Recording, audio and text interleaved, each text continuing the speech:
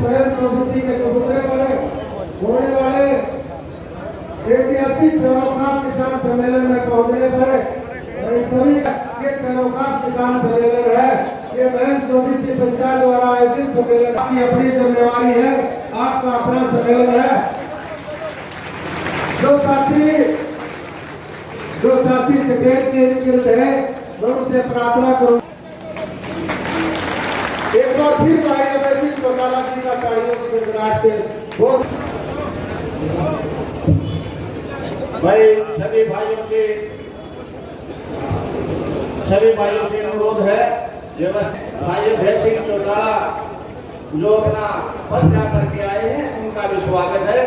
सरव खापर के चौटाला महंत ओबीसी तरफ से भाई सतीश राठी राम किशन मोकरा तथा प्रधान समस्त अधिकारी भाई अभय सिंह चौटाला का महंत ओबीसी के ऐतिहासिक चबूतरे पर पहुंचने पर स्वागत करते हुए सभी से मेरा सतीश राठी जी कुछ बोलना चाह रहे भाई जी। साथियों, उनके असली राजनीतिक वारिस भाई अभय सिंह चौटाला जी को महंत ओबीसी पंचायत का फोटो लेके आए और भाई तुलसी ग्रेवाल जो हमारी स्वयं ओबीसी पंचायत के बाबू प्रगति समस्त खापों के नेता, समस्त खापों के प्रधान भाई अभय सिंह चौटाला जी को किसान रत्न से नेता।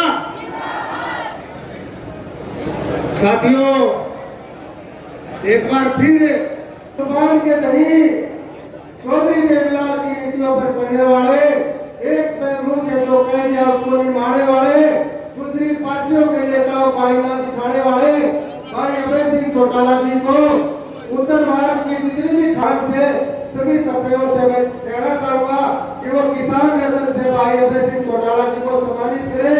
और जिस प्रकार से हल चलाते थे, जब बैल कई बार आटा टेढ़ा चलता था तो किसान उसको साटे से सीधा करने का प्रयास करता था।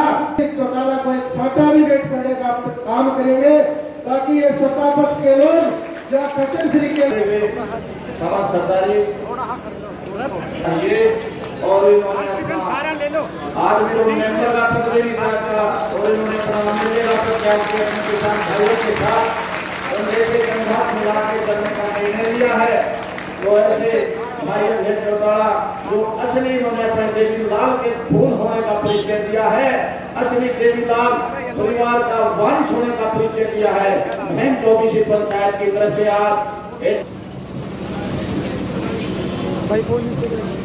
साथियों, हमारे किसान आंदोलन में टोटल 42 सदस्य कमेटी है और किसान आंदोलन को अग्रणी भूमिका दादूपुर हो या दूसरे साथी हो, उनका भी हम इस सर्वखाप किसान सम्मेलन में पहुंचे हार्दिक स्वागत करते हैं। अपने समर्थन देने का सभी से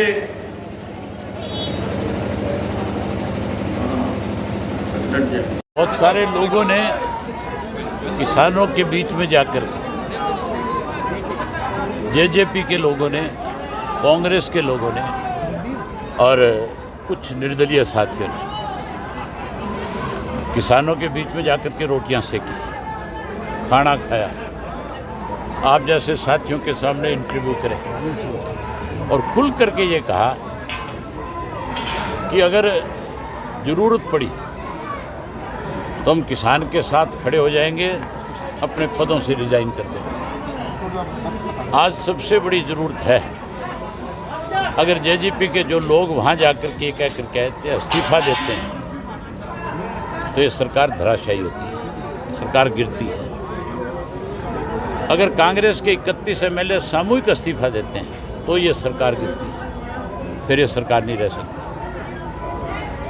तो मेरी ख्याल या तो वो लोग इस्तीफा देकर लोगों के बीच में आ जाएंगे और नहीं आएंगे तो आने वाला वक्त एक ऐसा होगा कि गांव-गांव में पंचायतें हो जाएंगी और वहाँ ये फैसले हो जाएंगे कि लोगों को शादी का कार्ड भी नहीं देना। ये किसी के यहाँ दुख में भी शामिल नहीं हो सके। बहुत सारी जगह पे इस तरह के निर्णय हो चुके और आने वाले समय में बड़ी पंचायतें होकर के इस तरह के निर्णय हो जाएंगे। राजनीतिक लोग आपके इस्तीफे का मजाक उड़ा रहे हैं। जो लोग मजाक उड़ा रहे हैं, लोग उनको हाशिए पे लाके खड़ा कर दें। अभय सिंह जी, प्रधानमंत्री जी ने कल लोकसभा में कहा कि आंदोलन तो पवित्र है लेकिन कुछ लोगों ने अपवित्र कर दिया। देश का प्रधानमंत्री जो है उसका कभी किसी आंदोलन से संबंध नहीं रहा।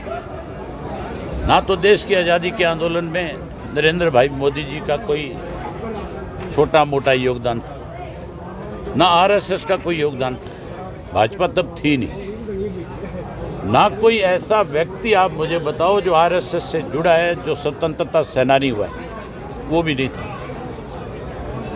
इस देश को आज़ाद कराने में, इस आंदोलन को आगे लेकर के जाने में सबसे बड़ा योगदान किसान का था।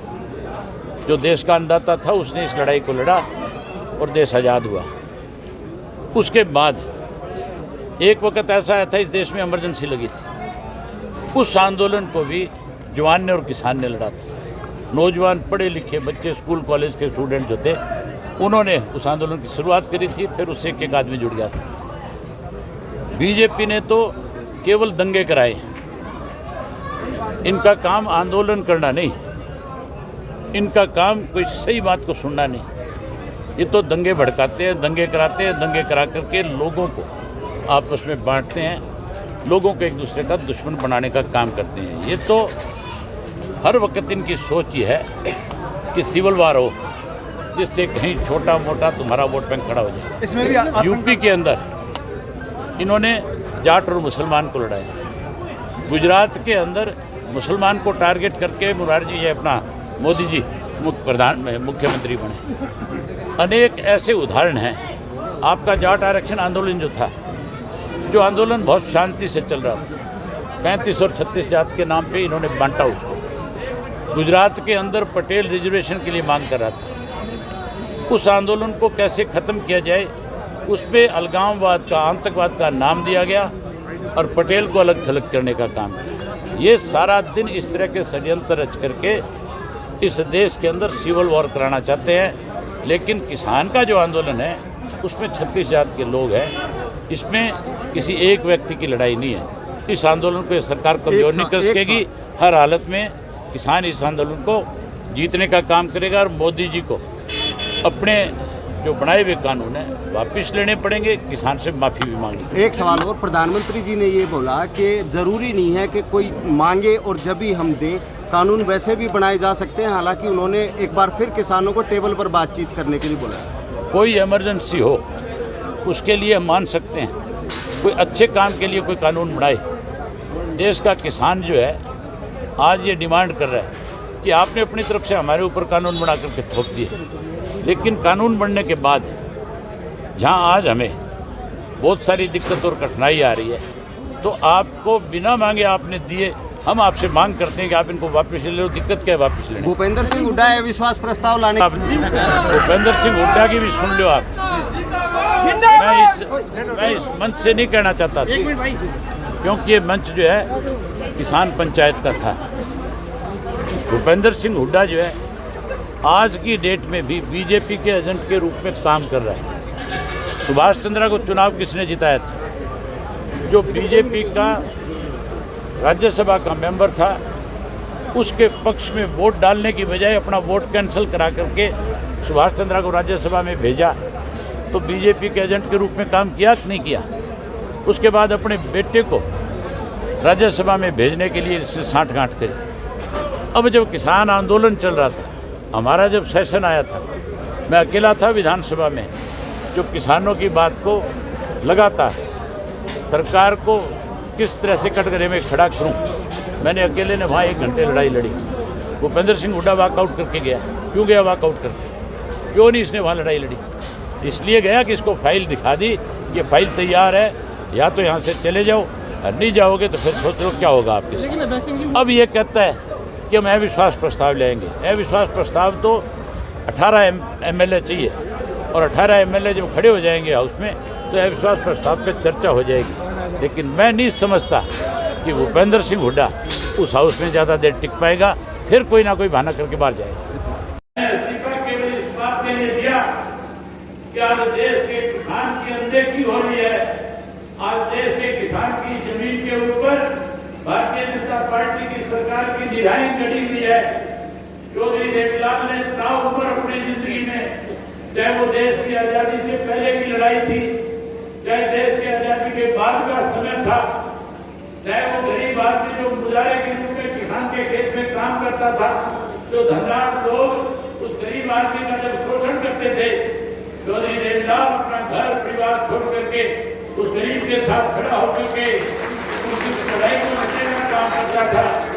जहाँ चौधरी देवीलाल ने, आपको याद होगा, आप लोगों ने चौधरी देवीलाल को यहाँ पे ताज पहना करके देश के प्रधानमंत्री के पद तक जब पहुंचाया था। वीपी सिंह हमारे देश के जब प्रधानमंत्री थे, वीपी सिंह एक कानून लेकर के आना चाहते थे, किसान का सीलिंग का नया एक्ट बनाना चाहते थे। चौधरी देवीलाल उस कैबिनेट की मीटिंग के अंदर थे। जब कैबिनेट में यह प्रस्ताव आया, चौधरी देवीलाल ने उसी वक्त न केवल उसका विरोध किया, बल्कि प्रधानमंत्री का पद छोड़ करके किसान के बीच में आकर के खड़ा हो गया और वीपी सिंह से कह दिया कि अगर तू किसान की अनदेखी करेगा, जैसे मुरारी भाई देसाई ने चौधरी चरण सिंह की अनदेखी करी थी, चौधरी चरण सिंह की अनदेखी का नतीजा ये निकला कि मुरारी भाई को देश के प्रधानमंत्री का पद छोड़ना पड़ा। उसी तरह वीपी सिंह से भी चौधरी देवीलाल ने कहा था कि अगर आप इस तरह के फैसले लोगे तो फिर आपके लिए भी हमें आपके खिलाफ भी खड़े होकर के आपको भी पद से बेदखल करना होगा और उनको पद से हटा करके और चंद्रशेखर को प्रधानमंत्री बनाने का काम किया, उन काले कानून को उठवाने का काम किया। आज जब मैं विधानसभा में था, विधानसभा का सेशन चल रहा था, आपने देखा होगा टीवी के ऊपर, आपने देखा होगा टेलीफोन के ऊपर, जब एक प्रस्ताव सरकार की तरफ से आया जिसमें लिखा हुआ था कि हम किसी के कानूनों को सहमति के साथ इस प्रदेश में लागू करना चाहते हैं। उस वक्त साथियों 40 मिनट तक किसान की लड़ाई विधानसभा में खड़े होकर के यहाँ लड़ने का काम किया। नहीं, प्रदेश की सरकार को इस तरह से जो सरकार कहीं ये कानून लागू करना चाहती थी, उसके सामने इस तरह से किसान की पैरवी की कि जिससे सरकार को मजबूर होकर के उसने उस प्रस्ताव को रोकना पड़ा। ना उस प्रस्ताव को रोकाया, उसी दिन मैंने फैसला कर लिया था कि मैं ऐसी विधानसभा का सदस्य नहीं लूंगा जिसमें किसी के ऐसे काले कानून ला करके प्रदेश के लोगों के ऊपर थोपे जाए। मैंने उसी दिन ये तय कर दिया था कि 26 जनवरी तक अगर ये काले कानून वापिस नहीं हुए तो 27 तारीख को अपना इस्तीफा दे दूंगा।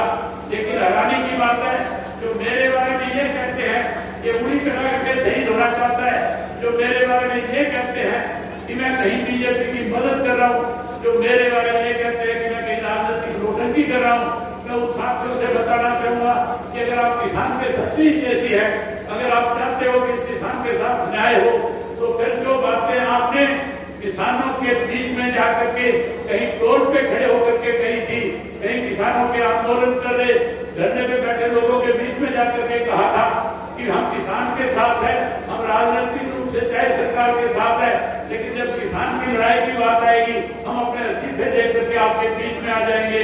आज मैं उन साथियों से कहना चाहूंगा कि अगर वो सही मायने में किसान के हितैषी हैं तो आज उनको भी इस्तीफा दे करके किसानों के बीच में आकर के खड़े होकर के लड़ाई लड़नी चाहिए।